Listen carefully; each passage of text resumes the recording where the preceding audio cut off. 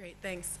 So I'm Molly Kleinman. I am a librarian at the University of Michigan. And I'm going to be changing a lot of what I was planning to say, I think, in response to some of the things we heard earlier. Do you want to introduce yourself? I'm Pieter Kleymeer. I work at Open Michigan, which is the open education initiative at the University of Michigan. Okay, so I think this is really interesting. So I was planning to talk a bit about what libraries do more generally, and I think John did a great job of explaining some of the specific skills and resources available in libraries that can support OER.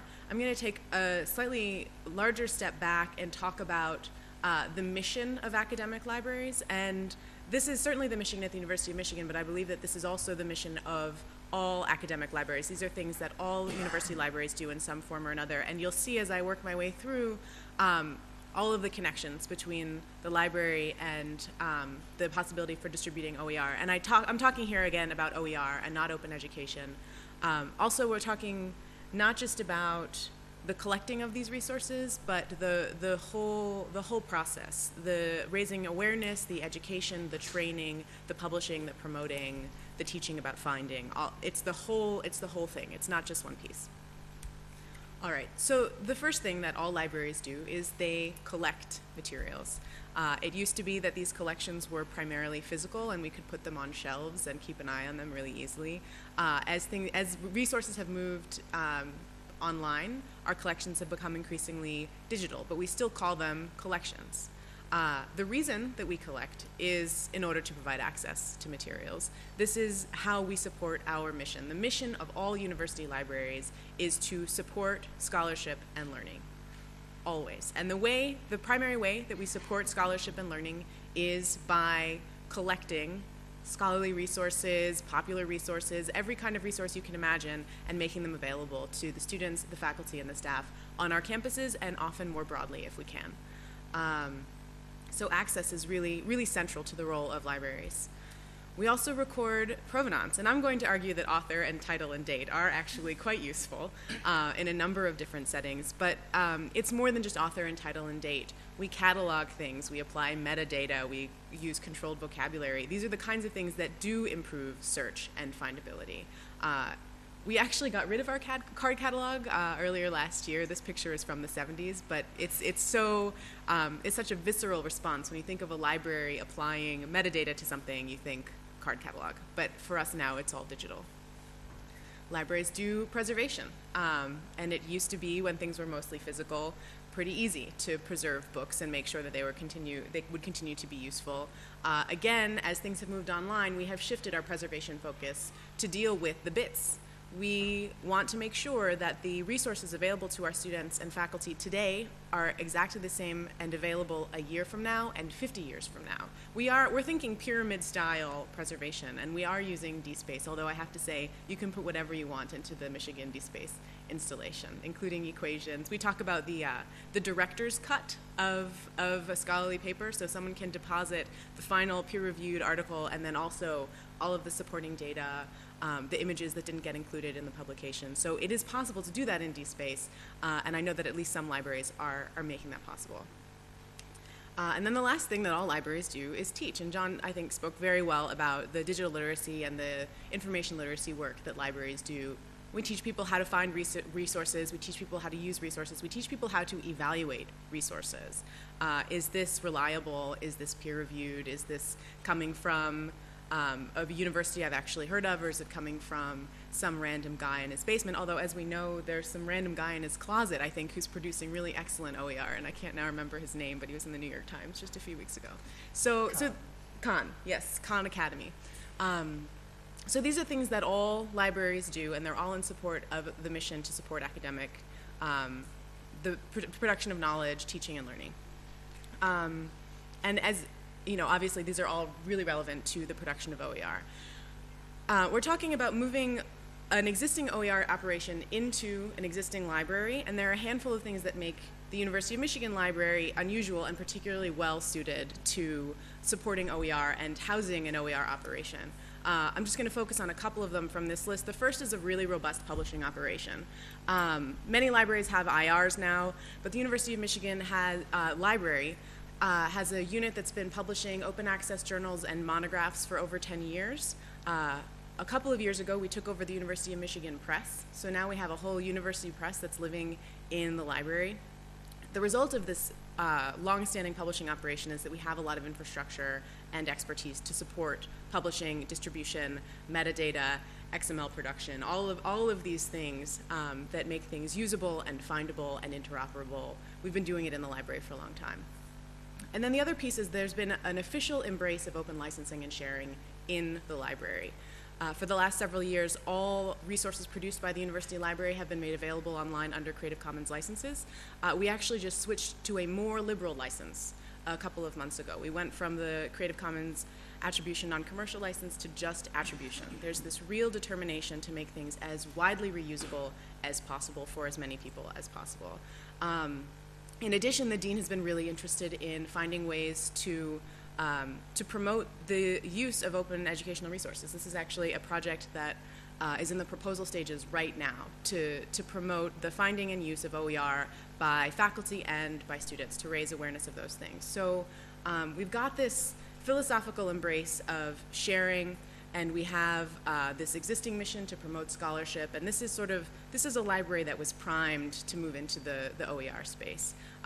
A couple of years ago, they were completely separate. The Open Michigan was doing some minor consulting with the library, but otherwise these activities were completely separate. So I'm going to describe a little bit about what Open Michigan does. It's got 4 main areas of work. Some of them are very classical OER production activities, and others are not. Open Michigan does OER publishing and education. So they produce OERs, they publish OERs, but they also do a lot of awareness raising around how to produce OERs. What are the issues? What are the licensing issues? What are the copyright issues? Did you know that this exists? All levels of awareness raising. They do a fair bit of software development in support of OER publishing and production. Many of you may be familiar with Orca, because I know they've presented on it at previous Open Ed conferences. This is my first Open Ed. But Orca is a piece of software that supports the copyright clearance process for OER. So it allows people to go through and sort of mark the licensing issues, take out stuff where there's conflicts, and add in licensed content.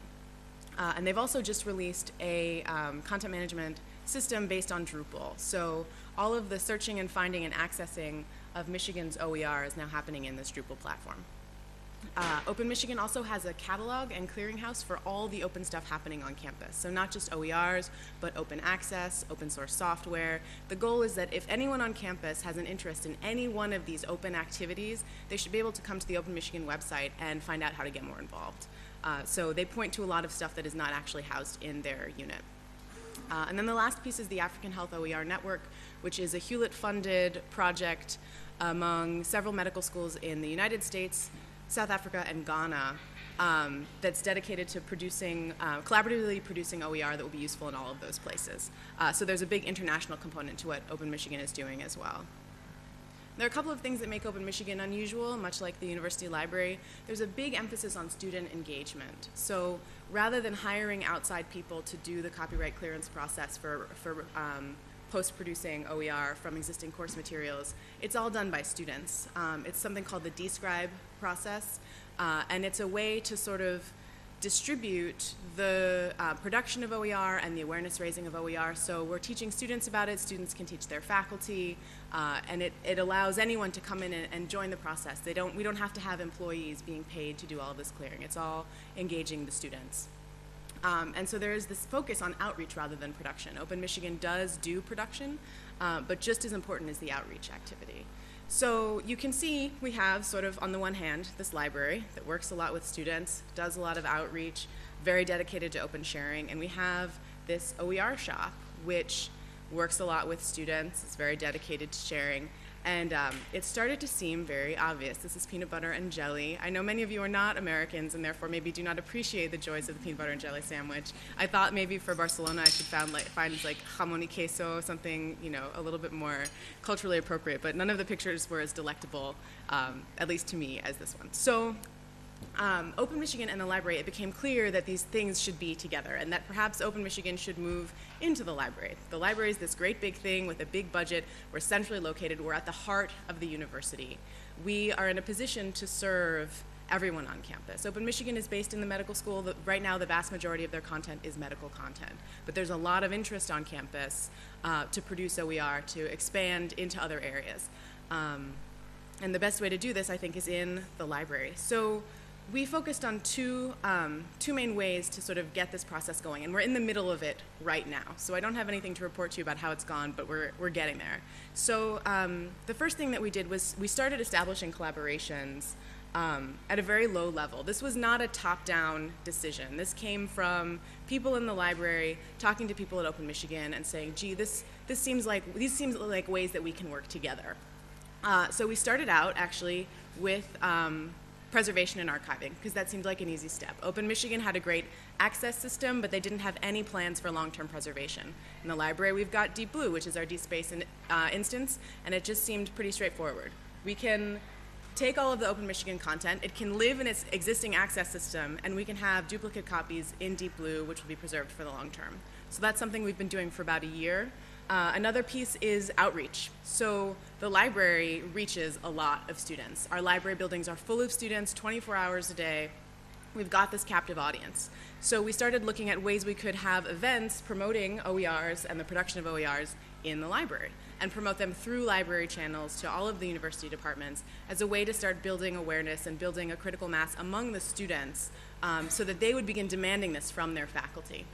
We don't necessarily have to convince the faculty right away, because if we convince the students, and the students are the ones doing most of the work, this is another way to get these things produced. So we started establishing those collaborations, and then we started saying, okay, it's time to be a little bit more formal about this. So the first thing that we did was we put together a small group of people just in the library to write a memo that was sort of like, this is a study that suggests we should study this some more. And in this case, we were talking about the idea of moving Open Michigan into the library. So it was a brief memo with some of the key people in the library who deal with things like scholarly communication and copyright and the institutional repository, to say, hey, Open Michigan has matured a lot. It was a way for us to sort of explain to the administration we should be paying attention here. And so the administration said, okay, fine, put together a group, study this some more. So we got a bigger group together that involved people from Open Michigan and people from the library, and we put together a very detailed plan of what it would take to move this OER shop into the library. Things like how many staff would we need, where would they sit, how much would it cost. Very, very detailed, focused on the logistics, with some highfalutin mission in there about how wonderful this would be to support the university. And we submitted that in August. So when we applied to come to the Open Ed conference to talk about this, we weren't sure yet how far we were actually going to get. But we submitted the report in August, and the dean of the library said, yes, you're absolutely right. There are so many efficiencies that we could achieve by moving this into the library. As we wrote the report, we just kept coming across stuff that the library had and could do that would support open educational resources without any additional outlay of money or hiring. So at this point, and I think I liked Vim's money slide better than this slide, but at this point we're just waiting to find out about funding. The dean of the library said yes, the dean of the medical school said yes. We have other deans around the campus who are saying, gosh, we would love to have a resource like this. Putting it in the library is absolutely the best place for it to be because it's central. We don't have to worry about favoritism. The library serves everyone equally. This would be fantastic. The way the budget for the library works at the University of Michigan is it's entirely general fund money that comes centrally from the university, which means that the provost is the person who makes this decision. And so now we have to go through the university's basic budget process, which begins next month and ends in May. And at that point, we'll find out whether or not we got the money. And even if we don't get the money, even if we get maybe only some of the money, I think there will still be ways for the library to support OER and Open Michigan in a more concerted way than it has been. And we've got some credits for the pictures, but I think that's pretty much it. Are there questions? Yeah. Did students get credit hours? Sorry? Did students get credit hours for work? And how did you elicit that response? Which is great. Yeah, that's taken a lot of different avenues. So we did try to go the credit route, and it was difficult to figure out by department, sort of, how are you going to account for these credits? So most of our students just volunteer. They believe in the cause, they're interested, and they come and work. Like kind of put a flyer out, so to speak. Exactly. online or- And yep, a flyer kind of saying there's food. There's free pizza, Yep, there's. and that's enough. It actually does. Yeah. Yeah. I mean, they do half of the work during lunch. They get food and. So it's kind of like a club. So Exactly. It's kind of act just like another club at a university. That's right. Yeah. Exactly. And over time they can become sort of advanced describes where they're educating their peers, and it's the kind of thing that looks great on a resume, even if they're not getting credit for it. It varies. Yeah, it definitely varies depending on how much time we have per semester. But we've had up to 25 students for a semester working with us, and we've probably dealt with close to 100 students overall. I'm thinking like resume builders got to be a big sell on students. Yeah, actually, it's been really interesting because we probably have 5 or 6 describes who are currently working, have full-time jobs. Former describes. Former describes, sorry, that are currently working in some sort of copyright or open education field right now. It's great. I think we should encourage other libraries, or just other universities. Certain person sounds like a good marriage between what's going on here, and I hope that other universities maybe coalesce in some way. It's funny you should say that. We talked about setting this up as sort of a romantic comedy, like young rebellious OER shop meets the older wiser library, and sparks fly. But we didn't really have time to do it that way. So yeah. Other questions? I have a question that I think I might just direct collectively, because I think it speaks to what all of you were talking about. I was struck by something John said, where he said something about when the library engages OER, there is a sense of being risk averse with everything. So I would be interested in what all of you think, Yeah. and this applies to everyone here. What are those risks? What are the things about the culture that you are all collectively bringing here today and the culture of OER that might present those notions of risk? I wanted to address that actually, and I ran out of time. I think the level of risk aversion varies a lot by institution. So one of the things that makes Michigan a little unusual is that we're way less risk averse than the average library. We were one of the first libraries to partner with Google in their digitization project, and we're allowing Google to scan all of our books, not just our public domain books. And this was perceived as being a big risk, but the library decided that it was valuable. And I think more and more libraries are accepting, in the realm of copyright, in the realm of asserting fair use, that there are risks that should be taken. And this goes back to a lot of what we heard in the keynote today, actually, that we will not be able to do our jobs without taking some risks. Digital preservation is impossible without either ignoring copyright law or just sort of pretending it means something different than what it means. Because the rules governing preservation in copyright law were written in 1976. And they have not really been updated to reflect digital preservation. So in terms of what the risks are, I think they're mostly copyright risks. They're the risk that someone's going to apply a license to something they shouldn't, or that they're going to just share something that they don't have the right to share, and that there's a risk that someone will then sue. But I don't think the risks are nearly as great as most libraries worry. We have this culture of fear, this idea that there's this big red circle with a line through it, and if you violate copyright, if you make any unauthorized use, you will be dragged away to jail and fined thousands of dollars, and your life will be ruined. When in reality, what will happen is you'll get a takedown notice. And if you take the thing down, your problem is solved. So the risks are actually much smaller than what they're perceived to be, I think. And I think if we can get that across to more libraries, some of those fears will actually be dissipated, and we won't need to worry about them quite so much. I don't know if either of you have additional... I would agree that more by perception. Yeah. But I think the challenge comes whenever that perception is embedded in writing. Yeah. That's the question. Right.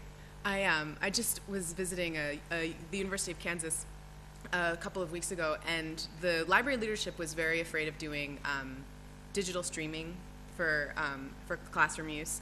And their general counsel, their lawyer, the attorney for the university, said, "You're allowed to do this. It's permitted." And the library said, no, that can't be right. And they weren't doing it. And it took my visit, I am not a lawyer, to say, no, well, we're doing it at Michigan. Lots of places are doing it. And that was what they needed to hear, to say, okay. So you're absolutely right that the fear embedded in the management is a real challenge.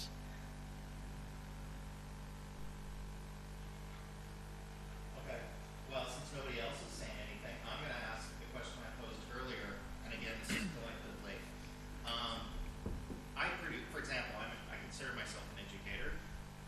I produce a lot of stuff, and like I said, we have some great librarians at my university who are maintaining all sorts of long-term preservation issues. I don't know when I should be engaging them and thinking about long-term preservation. How much of my stuff is ethereal, and how much of my stuff I should be thinking about the pyramid and thinking long-term. I'd be interested in any of your thoughts on where you kind of start to see those kind of thresholds, or any guidance you can give me or anyone else on how to think through that issue. One of the problems we have, or I have with teacher, is that we also produce a lot of exercises, examples, that are also free. So we want that material to be part of it. So at the end, what we do is just convert it to a file or whatever that it looks like the things that you regularly put in a postcard. What I mean is that probably we are fine at the end we will be storing formulas as PDF files. Even they shouldn't be that. But if it's the only way to be sure that that's going to be there for ages. So you take a relatively liberal interpretation of that, Yeah. if I'm understanding you correctly. And I would as well. Storage is getting cheaper and cheaper. It's not really space is no longer an issue. Yeah. When we have a physical archive and we're dealing with linear feet, so archivists talk in linear feet. That is how they measure the size of a collection, the scope of a collection. It's literally in how many feet. But when you're dealing with bits, you might as well save everything. And if it's well cataloged, if the metadata is good, if people can find it and use it, then there's no reason not to That's part keep of the it. issue I get to, because I feel like when I put an ethereal resource to a librarian, I'm less concerned about storage space than the time of a good archivist. I don't want to waste their time to do that good metadata. Sure. And if that good metadata isn't there, the space I'm worried about taking up too is like the CRUD on a search page, for example. If somebody searches for a set of resources and I happen to have thrown out everything I put in the last 4 years, I'm going to be... I think teachers should trust their own judgment. If you think it's good enough for 3 years from now, if you think you're going to want to use it in 3 years, then you should store it. If you're not so sure, if you're feeling a little bit uncomfortable with the idea of the people of the future finding your stuff, then that can be your guideline for these more ethereal kinds of resources. I believe in trusting the people who are actually producing the stuff to make that judgment. I think I should start with. I think that unlike the many institutional projects are becoming similar. Yeah. Starting point is different. Yeah. I think more of a good point in terms of if you think it's worth sharing, it's probably worth preserving. But the important thing to remember is from a librarian's point of view, their job is to curate. So there's an extent to which it's not everything given that they keep forever. Part of their job is looking after the collections and something getting rid of stuff because that's part of preservation. Even if storage is cheap, there are curations now. That's a good point.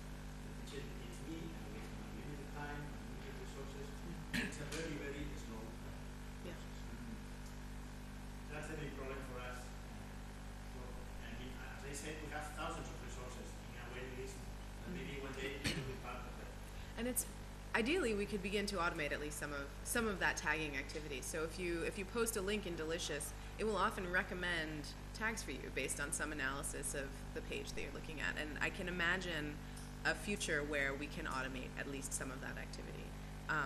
And that's always the way to make it cheaper and faster and more viable, is to get the people out of the process entirely.